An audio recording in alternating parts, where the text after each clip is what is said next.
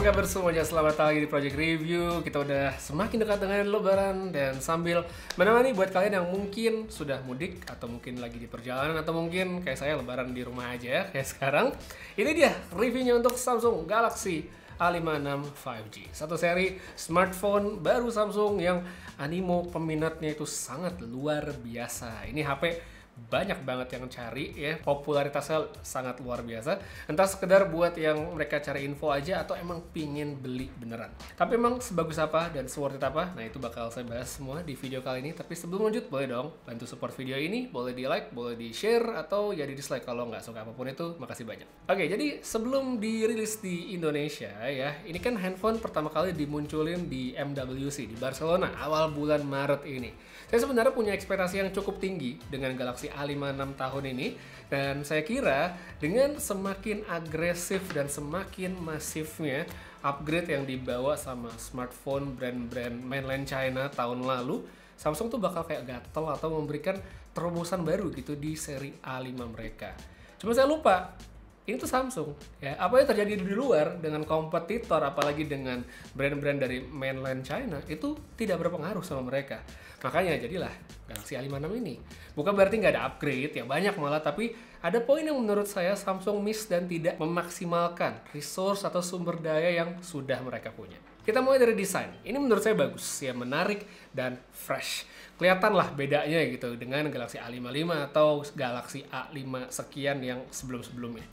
Ukuran perangkat sedikit lebih tinggi dan lebar daripada Galaxy A55, tapi juga lebih tipis dan ringan. Kalau kita bandingin, misalnya kita pasangin casingnya Galaxy A55 di Galaxy A56 itu udah nggak bisa, udah beda ukuran dan beda desain juga, khususnya di bagian kamera. Nah, bagian kamera yang disatukan gini ternyata cukup banyak yang suka ya dibandingkan dengan 3 lensa terpisah.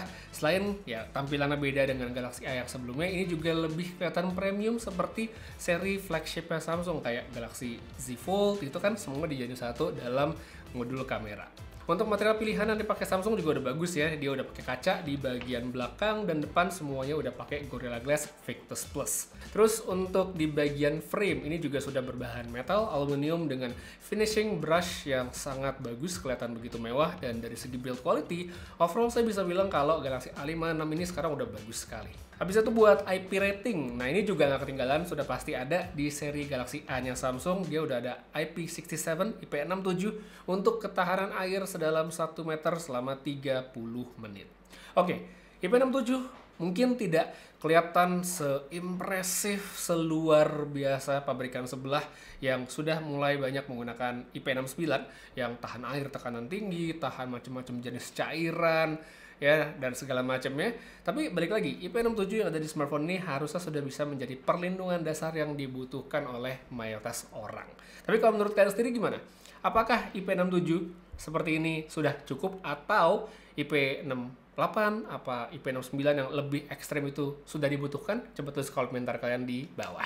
Next, untuk spek-spek lainnya di Galaxy A56 5G, kita mulai dari layar. Untuk ukuran dia sedikit lebih besar, dulu di 6,6 inci, sekarang jadi 6,7 inch. Bezel di sekitar layarnya ditipisin sedikit ya, lebih oke, tapi kalau dibandingkan lagi, balik lagi sama yang lain, yang lebih tipis ada. Dari segi spek layarnya seperti jenis panel, refresh rate, resolusi, dukungan HDR, semuanya masih sama. Dan yang meningkat palingan dari sisi kecerahan aja, nitsnya yang naik jadi 1200. Ini artinya layar bakal punya visibilitas outdoor yang lebih baik. Jadi kalau dipakai lagi trik-triknya di luar harusnya nggak masalah. Secara visual, kalau saya menilai layarnya si Galaxy A56 sebenarnya masih bagus banget. Saya yakin nggak bakal ada yang komplain lah. Orang pada umumnya kalau ngeliat layar begini di sebuah smartphone kelas mid-range pasti udah bakal happy. Ini udah enak banget, nyaman di mata, enak dilihat untuk browsing, scrolling, nonton, atau main game. Menurut saya udah nggak masalah. Terus kalau kita masuk ke soal chipset, ini juga menarik ya, apalagi kalau melihat tanggapan netizen di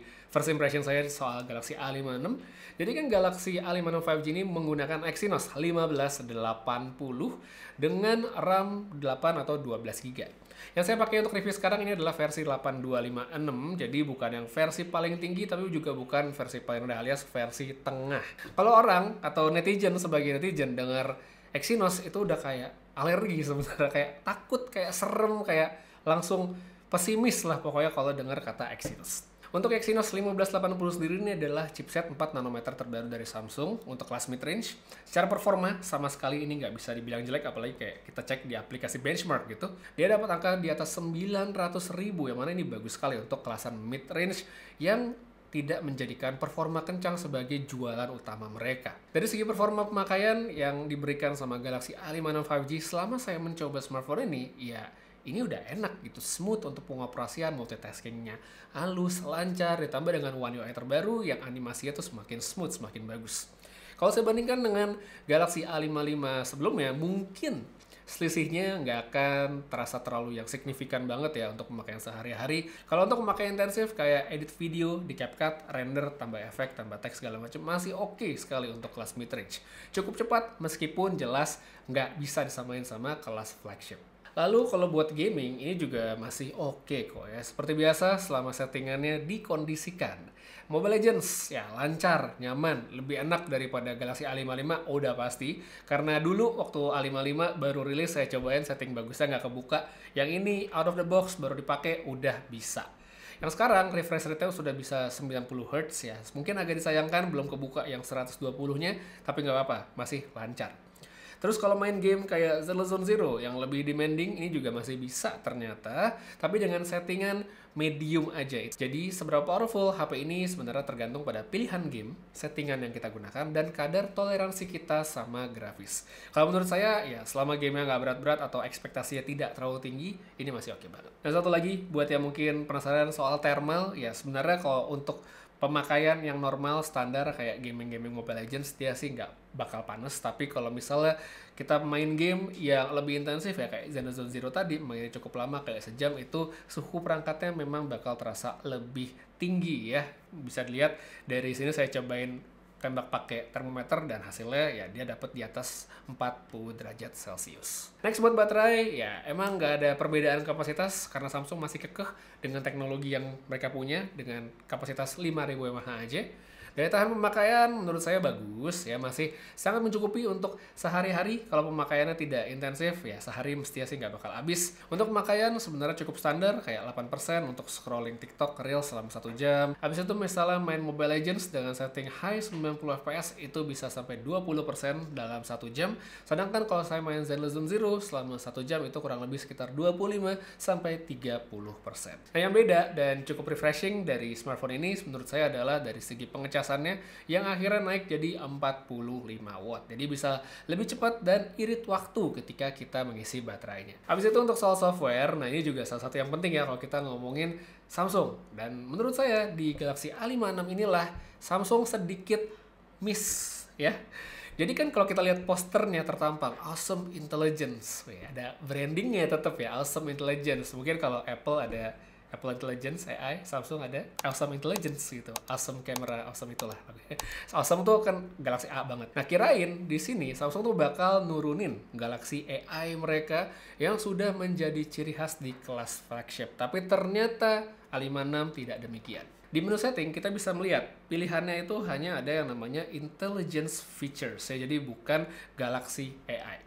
Isinya di sini tentu adalah fitur-fitur AI, ada best face dan juga filter yang sebelumnya sudah debut duluan di Galaxy S25 series. Ini menurut saya bagus, best face bisa bikin foto kita bebas fail, yang penting kita aktifin motion photo sebelum ngambil foto. Terus misalnya ada muka yang pengen ganti ya tinggal pilih menu best face dan beres. Terus kalau buat filter, ini masih asik banget buat yang pingin customize foto dengan tone yang lebih personalized. Lagi-lagi ini sudah mirip dengan versi flagship, termasuk ada tambahan film grain. Ini saya suka banget yang ada di sini. Habis itu ada fitur juga yang namanya auto trim. Nah ini untuk rekaman video, jadi dengan bantuan AI dia akan otomatis motong-motong video per momen ya.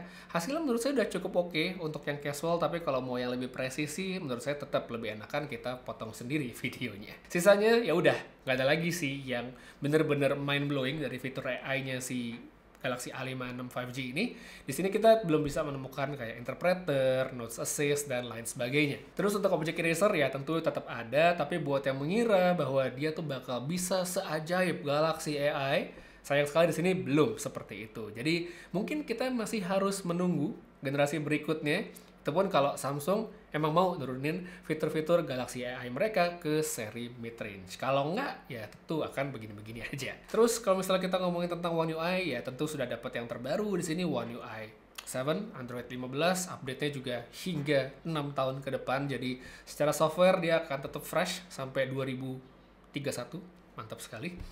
Dari segi tampilan juga udah seperti flagship, ada now bar-nya juga, dan yang terpenting di UI-nya itu tidak pakai iklan. Ini udah bagus banget. Terakhir untuk kamera dari Galaxy A56 5G, kita bisa lihat dari segi setup tampilannya di belakang mungkin kelihatan beda, tapi Samsung tetap menggunakan triple kamera dengan 50 megapiksel di lensa utama, ada lensa ultra wide dan satu lensa makro ya. Tetap sih saya berharap suatu saat ada lensa telefoto gitu di kelas mid-range, tapi mungkin lagi-lagi harus menunggu di seri berikutnya. Di kamera depan secara resolusi dia sedikit turun ya dibandingkan yang versi tahun lalu, tapi untuk Galaxy A56 5G tahun ini Samsung sudah memperkenalkan fitur HDR untuk kamera depannya. Jadi untuk perekaman video di kamera depannya Galaxy A56 5G ini sudah bisa HDR. Untuk yang HDR ini tidak ada tombol mati hidupin, jadi secara default dia otomatis aktif. Untuk UI kamera dan setting-setting ya sebenarnya mirip-mirip aja, nggak ada yang beda. Jadi kita langsung aja cek hasil fotonya. Kalau dibilang hasil fotonya beda jauh dibandingkan Galaxy A55, menurut saya enggak ya. Walaupun saya di sini posisinya memang udah nggak pegang Galaxy A55 5G lagi sih untuk komparasi secara langsung. Cuman kalau saya melihat sampel-sampel yang sudah ada sebelumnya, terus saya bandingkan dengan Galaxy A56 5G, ya selisihnya bukan yang signifikan. Saya nggak bisa bilang kalau ini jelek, ya tentu masih kamera yang bisa diandelin untuk sebuah kelas mid-range gitu. Masih bagus warnanya, masih bagus juga detailnya tertangkap dengan baik, dynamic range-nya juga sangat mencukupi, dan dari segi processing pun nggak kelihatan yang dilebih-lebihkan baik dari segi sharpness dan segala macamnya. Masih kamera yang bisa diandalkan pada berbagai macam situasi cahaya ya, baik dari kondisi yang terang atau dalam kondisi low light. Ini menurut saya masih smartphone yang oke sekali. Kalau untuk lensa ultra wide, ya balik lagi karena tidak ada perubahan, ya hasilnya sama aja. Cukup untuk ambil angle yang lebih lebar, tapi di luar itu nggak ada sesuatu yang luar biasa. Kamera depan oke. Untuk foto-foto, selfie-selfie, ya detailnya masih tertangkap dengan baik selama kita punya cahaya yang cukup. Namun dalam kondisi low light, ya seperti yang sudah bisa diduga akan terjadi penurunan kualitas. Meskipun menurut saya secara umum masih oke. Oke, sampel video. Waktunya buat Samsung Galaxy A56 5G 4K 30 fps. Kamera belakang ini lensa utama 1x karena matahari. Skin tone-nya bisa langsung lihat. Audio bisa dengar saya ngomong, ada suara motor di sekitar sini. Kita bisa pakai lensa ultra wide. Untuk yang lebih lebar field of view-nya kita balik ke 1x dulu. Bisa juga kita pakai 2x kalau pengen lebih dekat. Bisa kayak gini. Dynamic range segala macamnya bisa langsung lihat. Oke atau enggak silahkan kalian komentarin aja. Masih sih bagus ya untuk sebuah smartphone mid range seperti ini. Dan habis ini kita pindah ke kamera depan dan kondisi low light. Sekarang ke kamera depan. Nah ini dia untuk fitur HDR atau High Dynamic Range. Perekaman video menggunakan kamera depannya Samsung Galaxy A56 5G yang mantap sekali. Oke banget ya, di belakang bisa lihat warna langitnya oke banget. Ini kalau saya hadapin ke matahari, saya bawa jalan, audio bisa dengar masih bagus ya untuk ngevlog segala macem. Tapi yang penting sih dynamic range-nya bagus banget ya untuk sebuah smartphone mid range. Ini udah peningkatan yang bagus banget ya tuh. Warnanya oke banget untuk perekaman video dan fitur HDR-nya nggak bohongan. Berfungsi dengan sangat baik. Jadi udah oke banget. Jadi sekarang kita pindah ke low light ya. Oke, ke kondisi low light pakai Galaxy A56 5G. Nah, ini menurut saya oke. Karena tidak dinetralkan ya warna lampunya, jadi tetap dapat warna kuningnya, warmnya. Di tembok bisa dilihat. Di meja juga bisa lihat ya, masih dapat kuningnya. Nah, tapi kalau saya angkat begini dia mulai berubah. Jadi sedikit lebih putih ya. Warnanya tuh. Di tembok putih, tapi kalau agak ke bawah dia berubah jadi lebih warm lagi, lebih kuning lagi. Kalau saya deketin, nah kan berubah lagi jadi putih lampunya, lagi cold nih, sini dia jadi warm lagi. Jadi emang dynamic range apa, white balance saya tuh berubah-ubah di sini. Tapi masih oke kok untuk rekaman video, masih sangat cukup banget. Ke sini kita coba detail. Ya, detail dari kainnya masih dapet, masih bagus. Sip, nggak ada masalah untuk rekaman video di sini, detail bagus. Kita pindah ke scene satu yang lagi. Oke, nah di sini untuk low light satu lagi, warmnya dapat ya, masih dapat tone kuningnya dari lampu, nggak jadi warna putih. Kesini juga, wah ini bagus ya, tone kuningnya bagus banget. Untuk kondisi low light di sini bagus. Ini juga bisa kita lihat cakep. Sini untuk detail di tempat gelapnya seperti ini. Oke, itu dia untuk kamera belakang. Untuk rekaman video kita pindah ke depan. Nah ini untuk kamera depannya Galaxy A56 5G. Menurut kalian oke atau enggak? Kalau yang penting di sini white balance-nya oke, ya lampunya kuning, saya juga cenderung lebih kuning, lebih warm, masih bagus.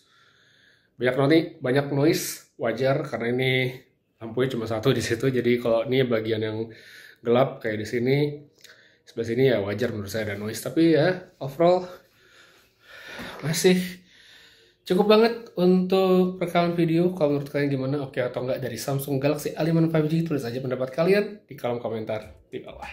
Jadi ini dia si Galaxy A56 5G. Baru, fresh, desainnya cakep, saya suka dengan kameranya, speknya pun meningkat, ya bagus juga gitu.